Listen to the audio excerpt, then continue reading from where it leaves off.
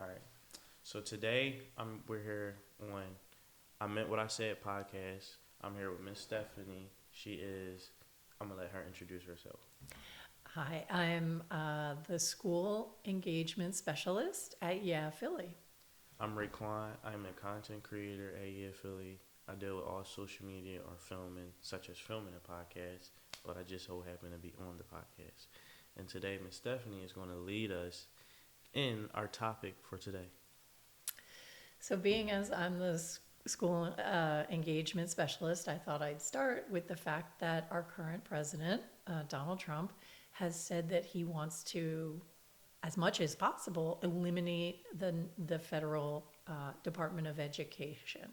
So, I'll start by asking you, as a young person, how you feel about the idea of the National Department of Education being eliminated.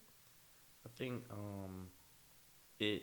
I think it is very important that we have education because, of course, everybody needs to learn to read and write and take that bigger leap of faith to something deeper with learning. And obviously, your parent goes to work, and it's not easy to have a stay-at-home parent to teach you rather than having somebody who went to school to learn all the things that they need to teach you or are fluent in a certain area like math and reading or English. Like those different things are very important. Although you might not use them, some of those things for the rest of your life, but I feel like they're beneficial. And then knowing that they're trying to take it away creates the threat of like not being knowledgeable, not knowing certain things no more, or knowing that we already, I think,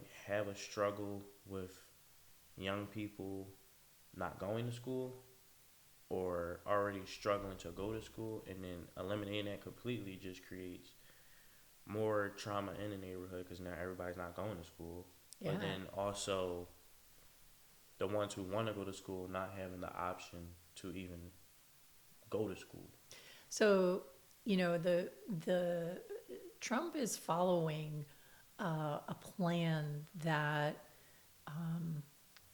conservative thinkers have been pursuing for quite a while, which is to take funding away from public education. All right. And part of the idea of getting rid of the National Department of Education, what they say is that they want the state level to pay for and oversee education. Okay. So what they say is that they will cut our taxes, and the money that used to go to the federal government to pay for the Department of Education will stay at a more local level and will be decided by people locally. Okay. So on the one hand, they would say, no, there's still going to be schools and there's still going to be a way to get an education. It's not going to be coordinated at the federal level. Now, some of the important roles that were theoretically done at the federal level is first to ensure that all schools were respecting people's civil rights. And that they were providing education to everyone, and that people were not being discriminated against. Okay. So, in the middle of the last century, during the civil rights era, the Department of Education was important for saying you can't have separate schools for black folks and white folks. By definition, those are not equal schools. You have to have integrated schools, and public schools have to be open to all the people that live near Near them. the school. So that civil rights component and ensuring that schools were not discriminating was part of the function of the Department of Education. The other potential function is to have common standards across the country so that people are learning something comparable. So that if you're learning how to read in Vermont, the person in Georgia is also learning how to read. Okay. So like making it even all across the board, so that one, if I live in Vermont, I'm not learning more than what someone in Georgia might be learning. Theoretically, Mm. theoretically. But we need to be clear that the implementation of civil rights, access to schools, and uniform standards across the country has been a dream, but it hasn't always been achieved. And I think we can easily see today that the schools in Philadelphia, the public schools in Philadelphia, are not equal to the public schools out on the main line in wealthy suburbs, Yes. right? So, as an educator, on the one hand, the dream of the Department of Education, protecting people's civil rights, ensuring high quality education for all and access to education, on the one hand, I would defend those principles. But when I look at the reality, I feel very conflicted about the Department of Education. I don't think it's always done the job that it said It was going to. it was going to do. And so right now, I'm concerned about breaking up the Department of Education, but I will freely admit it was not achieving its intended purposes. Okay. And I think part of it is that a big chunk of Americans never wanted it to do that original promise. And why do you say that? I say that because our country was founded on a system of slavery. And when enslaved people were brought to the United States, they were not educated by the people who brought them. As a matter of fact, they did a lot to make sure they would not learn. And when they did teach them things like reading, it was almost always tied to reading the Bible with an effort to keep people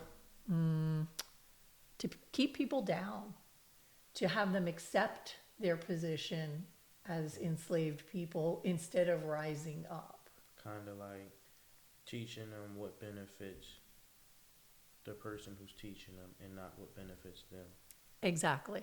Exactly. So I think even early religion teaching, early literacy teaching was not offered as a benefit to the enslaved person or the poor person. And in the early history of the United States, I mean, when the colonists first got here, children of all races would start working in some form as soon as they were old enough to carry something, right? White kids, brown kids, black kids, they were taught by their families. If they were enslaved, they started working really hard from a very young age. White children of wealthy parents would get some education that was designed mostly for boys to hold and maintain power, for girls to be submissive potential wives to those husbands. For working class white folks, it was work hard to maintain the existing system. Yeah. And there, over the history of the United States, every time different groups pushed to enter education, there were other groups resisting their entrance, whether it was white women or black men or black women or any group. We talk about folks with handicaps and asking for, or people who are disabled who fought to get education. For a long time, if you were infirm in any way, if you were blind, if you couldn't walk, for a long time, those children were left on the sidelines and were not brought into schools. So whenever people have demanded education, there's been an alternate force pushing back saying, no, it's not for you. Yeah. I think hearing all that, it's kind of crazy. But then also, my question I had was, since the federal level kind of oversees it now, when you mean local, you mean like community, like it would be like not community, but more like, let's say like the president oversees it. It would be who was under the president who would start to oversee it. It would start to be the usual term they talk about is they talk about giving the funding and the decision making back to the state. Okay. So each state would kind of oversee. Yes, and then the Okay. state, because a state is often a large place with a lot of people, tends to issue some guidelines, some guidance, and some funding, but really then they delegate it down to local school districts. Okay, so like the Philadelphia Public School District would decide, would have like minor guidelines, but then would create the larger picture of what it looks like. So if they want to say it can be a white only school or a black only school, they would, if the state didn't give them guidelines that they couldn't, they would be allowed to do that. Well, at the current moment, that would still be illegal. But I think what you can see is a variety of workarounds that get you to that situation in practice. Okay. So, one of the things that's connected to schools is how we pay for schools. In Pennsylvania, we pay for schools connected to property taxes. So the way it works is not that we all send our property taxes to the state and they divide them up evenly and then they send them back to the schools. Okay. What the school gets depends on the property taxes around it. Okay. So depending on how many people own a property around that school, And what that property is worth, depends on how much money that school gets. you got it. So once again, picture our schools in West Philly, a school like Sayre, picture the neighborhood around it. And now picture going out to Bryn Mawr or And they got Lower $500,000 worth of houses, and we got $150,000 houses. The tax bracket is different, so that school is making more, well, in a sense, making more money because they pay more money in property taxes rather than over here, Yes, where we spend less money on houses because we have because less we money. have less money, so we pay less in taxes. Right. And so the connection between property taxes and schools is a way to keep poor folks. Poor. Yeah. That makes sense. I never knew that I didn't know that schools were paid through property taxes. I knew it was through, public schools. I know that it was paid through taxes, but I didn't know what bracket. But to now know they're paid from property taxes, and of course, a lot of the schools don't have money because a lot of the houses around the schools are either number one, nobody owns it, or it's back on property taxes, or somebody owns it, but they're not paying much in property taxes, which means the school then gets no money because Right. they're not making no money. Like no money is being paid back in the property taxes. Precisely. And you can imagine once a school is underfunded, it's not going to perform very well, is it? No. And then people start saying things like this. To help out those poor folks who have that horrible school, We shouldn't force them to go to that school. We should let them take their taxes and go. We should give them a voucher and they could go to a charter school. Could you explain that a little bit deeper? Sure. So a charter school is an independent school that has to follow some guidelines from the local district. But it has freedom to create a lot of its own rules.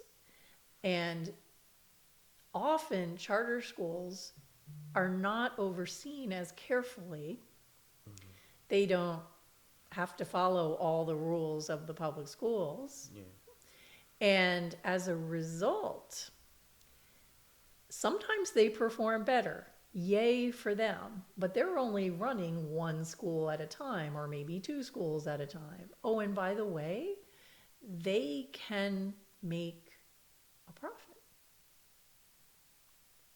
Why do you say they can make a profit? because they're allowed to.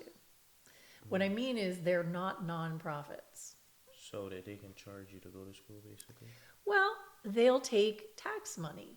Mm. So if a person had been enrolled at their neighborhood school and their parents are like, this neighborhood school is terrible, I want to go over here. The model is that your tax money now goes over here. Over there.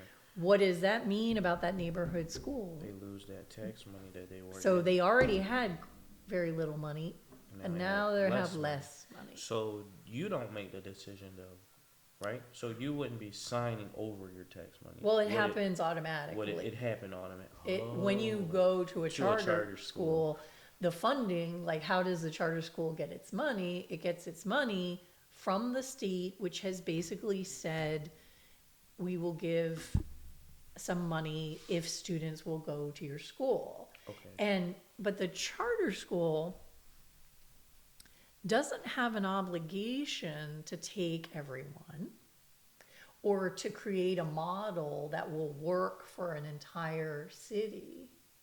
So we get little pieces, and this one over here might be working well, and this one so-so, and this one's not working really at all. And nobody can oversee because now there are tons of these different models. I mean, you've heard of many, many, many different charter schools, right?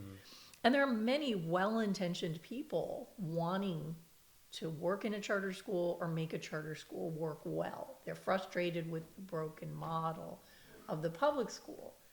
But remember, what was the original problem with the public school? They didn't have no funding. Right. So it's hard to make that school better or even hire quality teachers because we can't afford to pay you good. We can't afford to hire someone who is worth that money. Or even if you're underpaid, why am I coming to work happy? Right. If you're not paying me well, I'm going to come and do the bare minimum, get my check, support my family, and keep it pushing. Right. And I think the other piece is that now, as the school engagement specialist, part of what I do is I get people enrolled in school. Getting enrolled in school in Philadelphia these days is pretty complicated in terms of how many options you have. You have your neighborhood school. Then you have competitive magnet schools. Then you have citywide schools that you have to go into a lottery for. Then you have charter schools. You have online schools. You have credit recovery schools. Adult night school. And so families are now, instead of just, well, we have a public school, you go to the public school if you can't afford a private school, right? And then there are private schools on top of all of what I just said, but most people can't afford Can't afford to pay those. tuition. So those are mostly off the table for people. But when you're talking about all these different options, and if your parent maybe didn't finish high school themselves, how are they going to help you navigate all these options and figure out which one is good for you? When they haven't done it themselves. And when some of these options also now require you to travel all the way over to the other side of the city, It's hard to even get there. it's hard to even get there, hard to show up on time, hard to, and then you're talking about additional, I mean, it's a lot for a young person. Yeah, and then if the school doesn't give you a trans pass, now you're talking about additional money to even get you there. And theoretically, students are supposed to get trans passes, but I would just say expecting a 14, 15, 16-year-old To ride the bus to ride an hour to school. public transportation, sometimes an hour, over an hour, just to get to school every day, is a lot to expect. Yeah. Especially when there probably was a school. I mean, there are neighborhood schools still That out there. Could have went to that would have made all of that easier. If it was well funded and Mhm. if it was properly Managed. supported and managed. I think I've always went to public school since I was in a baby. When I went to daycare, I went to a daycare. I was close, which most daycares you pay for. Yep. But for preschool, I went to Overbrook when Overbrook had preschool in it.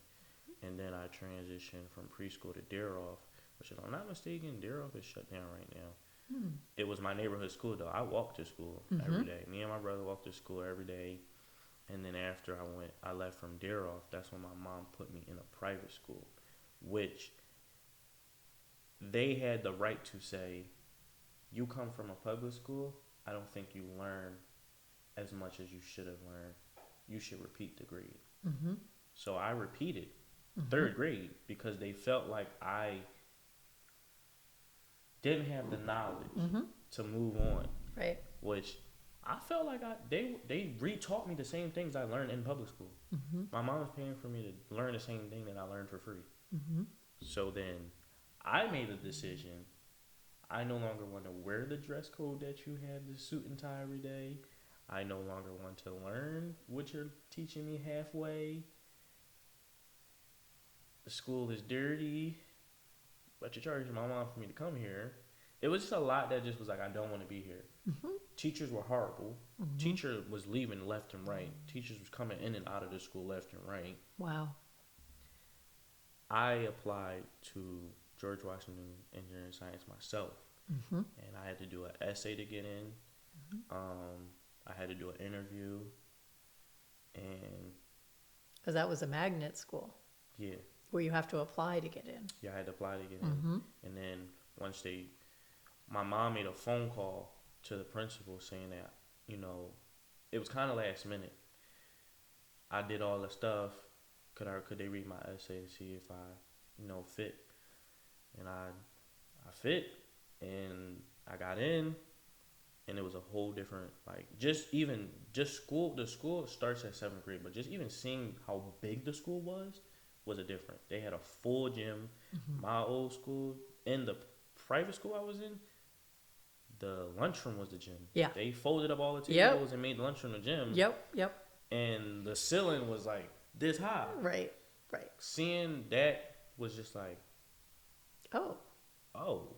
There are people having a different educational and then experience. it was like, the classrooms are nice. This is a public school though. I'm not paying to go here. Yeah. And so public schools can work, let's be clear, when they're well funded Yeah, it was and well managed. It's on Temple's campus.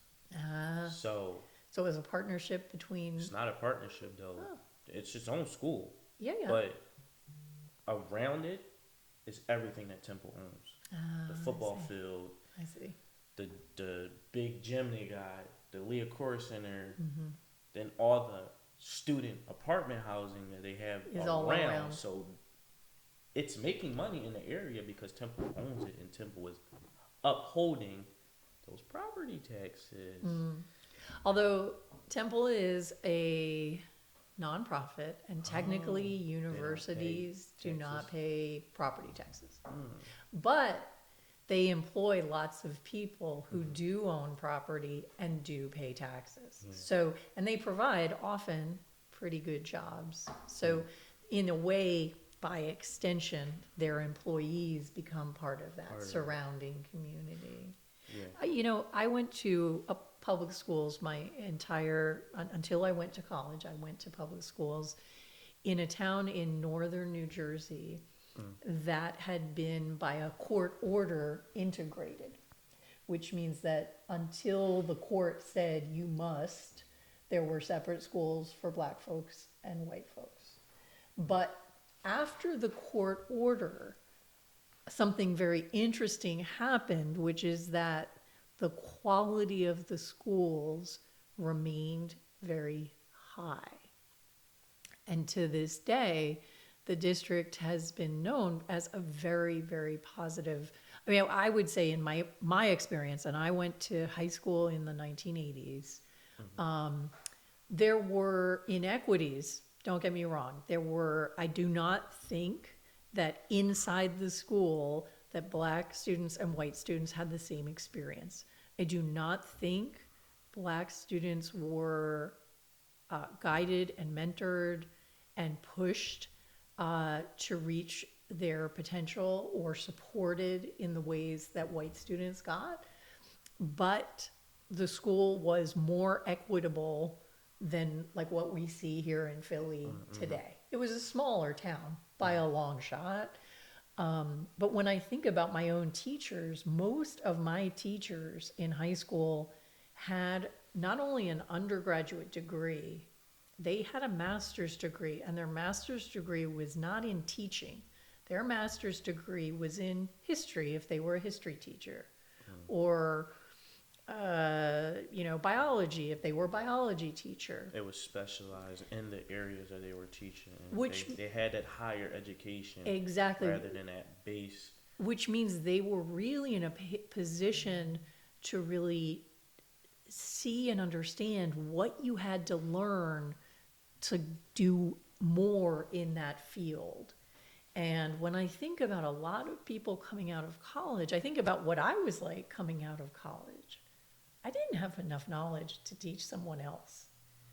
I think to be a really great teacher, you come out of college, you're 21 years old, usually. Some people a little bit older, but like from a maturity standpoint, you're still developing your own brain. The frontal lobe doesn't develop until you're 25.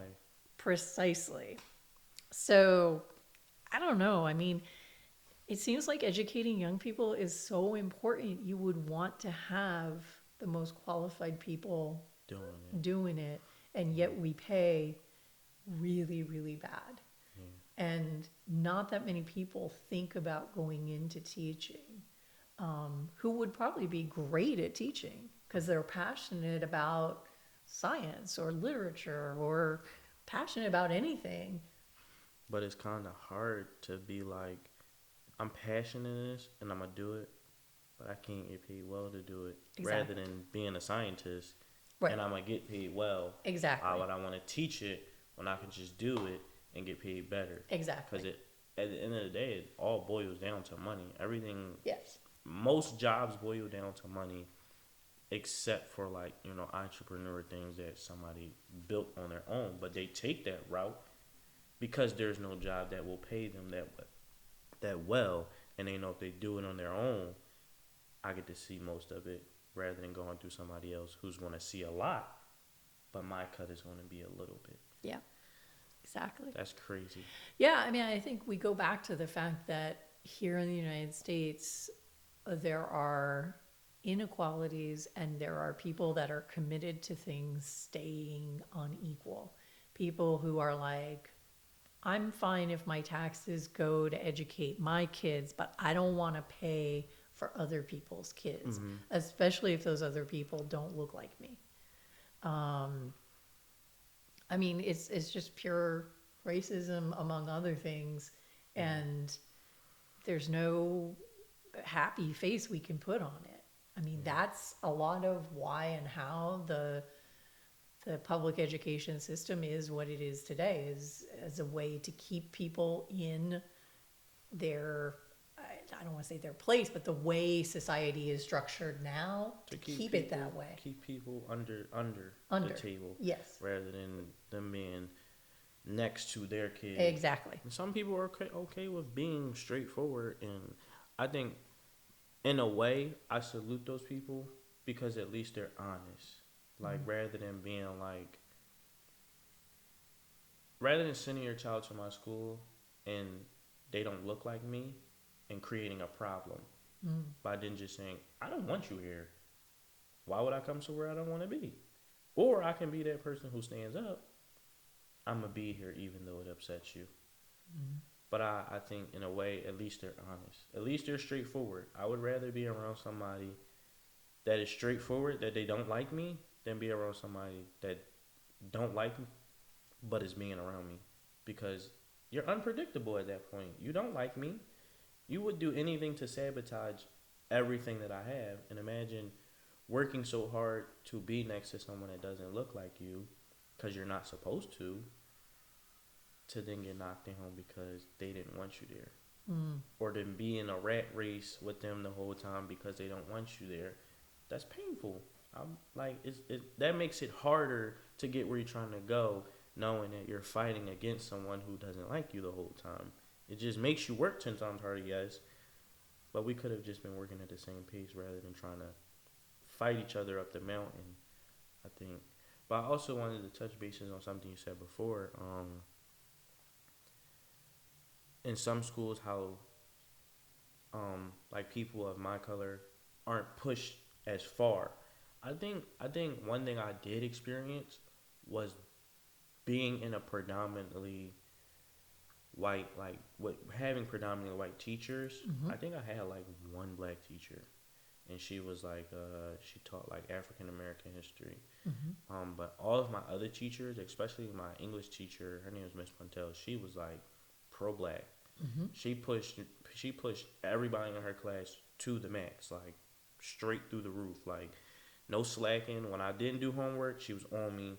If I didn't do something, calling my mom. She was like on my back. Or most of my teachers, they were on my back, like pushing me because I'm in this school that most people don't just have access to. It's not. I want to show up, sign up, and be here. You got to do the whole nine to get in, and it's kind of like take advantage of this. Yeah. And we're gonna push you to take advantage of this. Even playing sports, knowing that my math teacher is my coach. Yeah. He on my back, like, yo, I know you. If you get that F, you know you're not playing on the team. Like, you know you sitting on the bench. I'll let you sit on the bench for the game, but you can't play.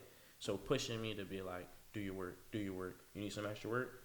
You need some extra help? You want to stay after class? You can come to tutoring. I can put you with a tutor, knowing that also, or also knowing that like they enforced the 12th graders to mentor the 7th and 8th graders. If you were a 7th and 8th grader, you had a mentee, and they had to meet with you at least like it was like once every 2 weeks, but to catch up and make sure you were on the right path. And it was kind of like it was also very diverse. Like I was seeing people who I was in classes with people who I've never thought I would be in class with. Asian people, all kinds of races, different colors, like the whole nine. So you got to get that full experience of being comfortable with being around people who you're not normally around. Yep. Which I didn't really never look at anything like that. But to know I'm seeing so many different faces, so many different races, knowing so many people speak different languages, it kind of like took me away from like the hood, kind of, because I was always in a public school. That my first 2 schools were public schools, and it was kind of like the ghetto. And then I got put in a private school, which was still predominantly black kids because it was in a predominantly black neighborhood. But a lot of people struggled because their parent was paying so much for school that they didn't get the extra. Yeah. So I have a question for you. It sounds like what you're saying is that your high school was, or the school you went to from like 7th on, was working. It was working, but I think where they struggled Yeah. was the transition with COVID. Ah. They didn't transition back out. Like the transition. To this day, I still remember my science teacher was my last class. He literally said that day, we have like he knew about the outbreak. He was a scientist. He Yeah. knew a lot. So he Mm-hmm. was like, the outbreak is probably not going to spread that fast. We'll probably be back in a week. That next day they closed school. Yep. The next day school was closed. Yep. The next day, oh, we're gonna take 2 weeks off.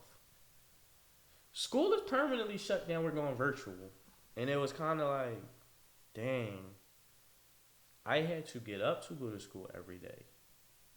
I'm now able to open my computer in bed. Yep. I'm not required to have my camera on. It made life easier, Yeah. but it also made me lazy. Yeah. I then decided to now wake up every morning and sometimes open my computer because Yeah. attendance wasn't really tracked so much, and a good excuse that my Wi-Fi wasn't working was a good enough excuse for them. Well, and we can talk about COVID because I think COVID shined a really bright light on a lot of inequalities that you could forget about when everybody came to school. And let's just focus on your school, right? So your school was very diverse.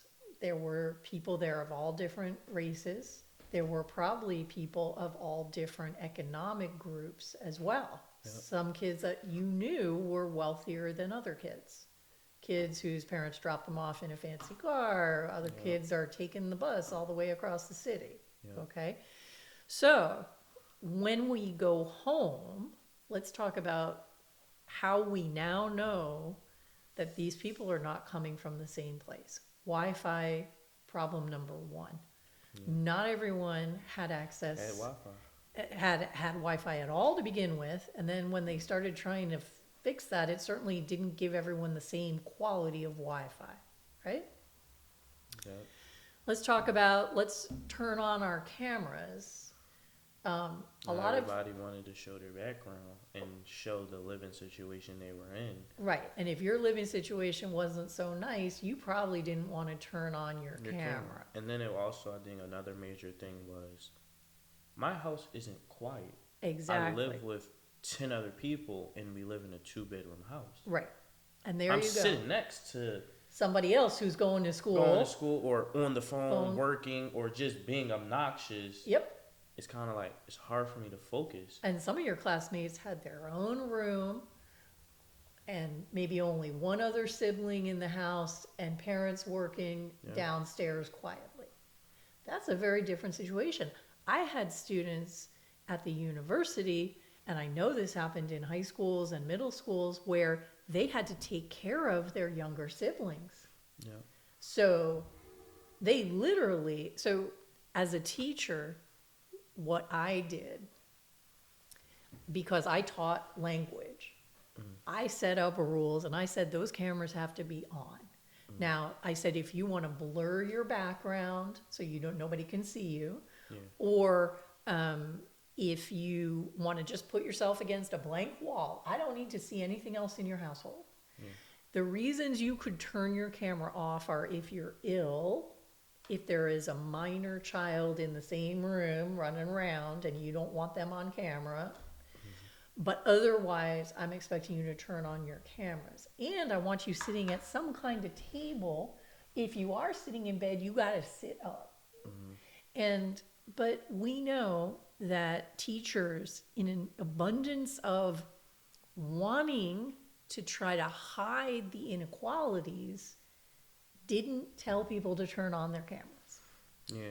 I think it was like, in most of my classes, that was like a major, we don't really care. Yeah. You don't have to have your And camera on, you don't have to talk. As a teacher, I can't even tell you, I could not even imagine staring at a blank screen with no people trying to Just their teach. names. No, I was like, I'm not doing that for the next year. Yeah.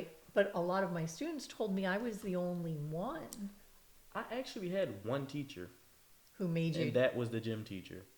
And that was because you had to perform workouts with her on camera. She didn't believe that.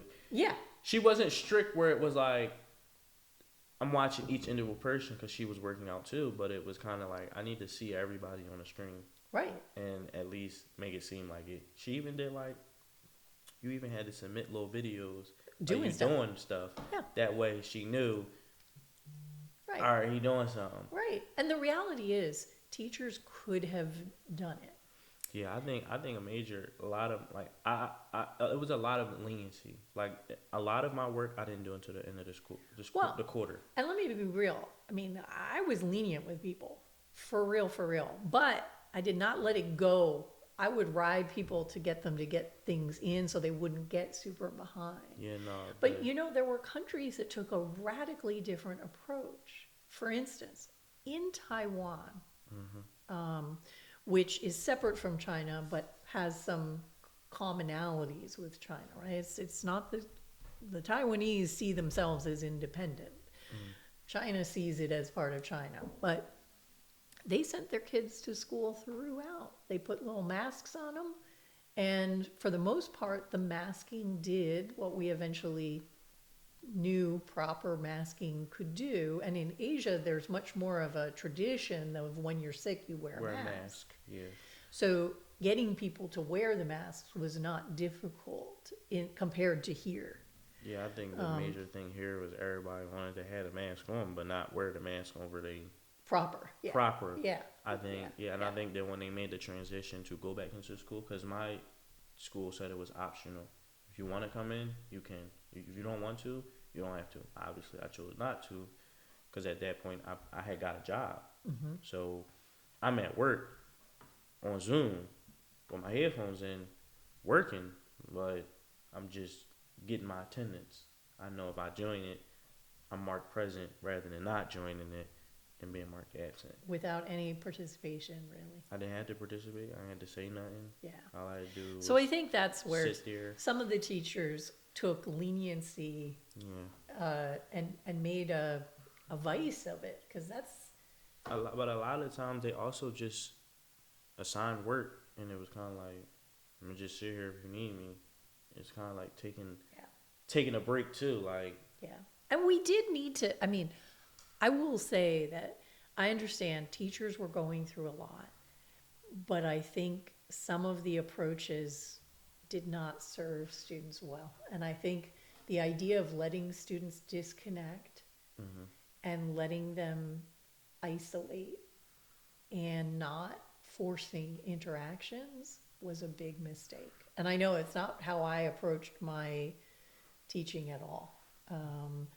But I was in a university setting.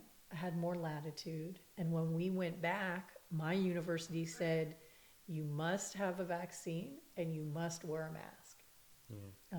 I think you didn't have to have your vaccine when they finally let everybody go back. Yeah. You didn't have to have your vaccine, but in order to play sports, you had to get the vaccine. So I was playing sports, so I still got the vaccine, but I didn't even end up playing sports no more. I ended up stopping because I had put on so much weight from being in the house And not moving around not so much. moving around so much that It was hard. it just kind of like I was really passionate about basketball. Like that was like when I went from being when I played in middle school, I jumped straight on the varsity. I didn't have to go through JV. I was so good.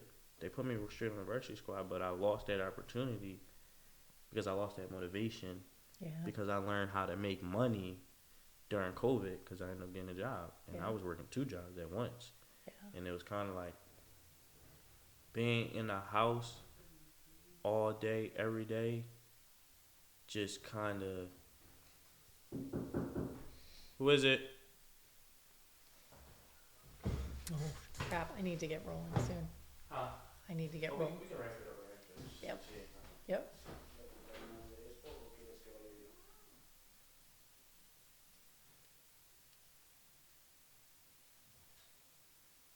Oh, Hi. That's okay. buy more what?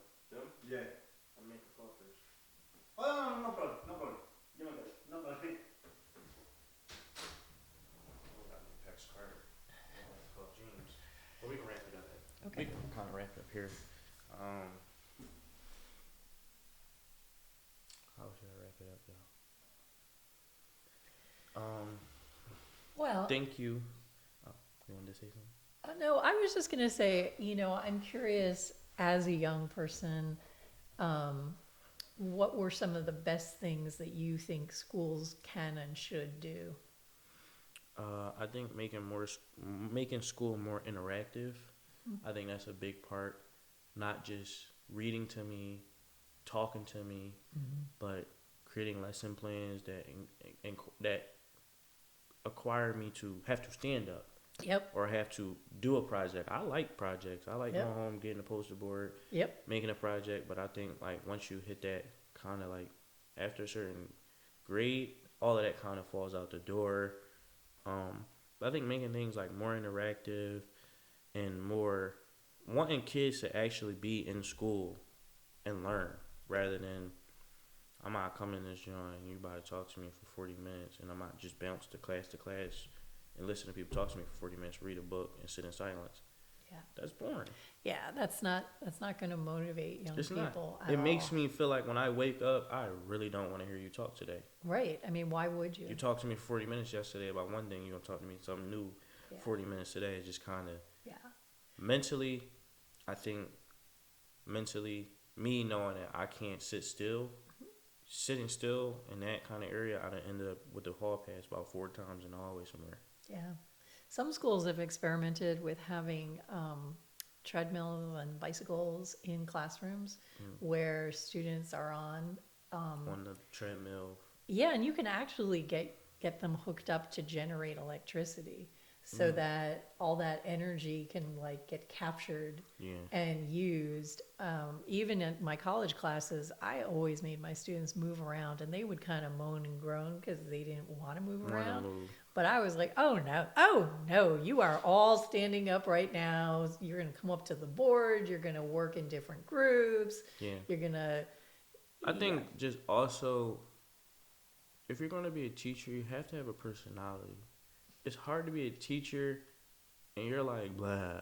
Yeah, it's true. 'Cause it's true. Everybody's not going to like you because No. you're just so boring. Yeah. Rather than being a teacher, knowing you up there and you might crack a joke or two, but you know how to be serious when we need to be serious, Yeah, but you also yeah. making sure I understand what it is. Yeah. It's hard to listen to somebody that's like, blah.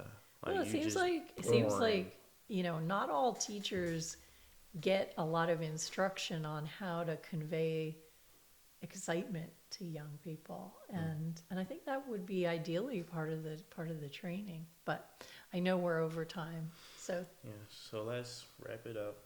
Thank you, Miss Stephanie, for being on our first episode thanks.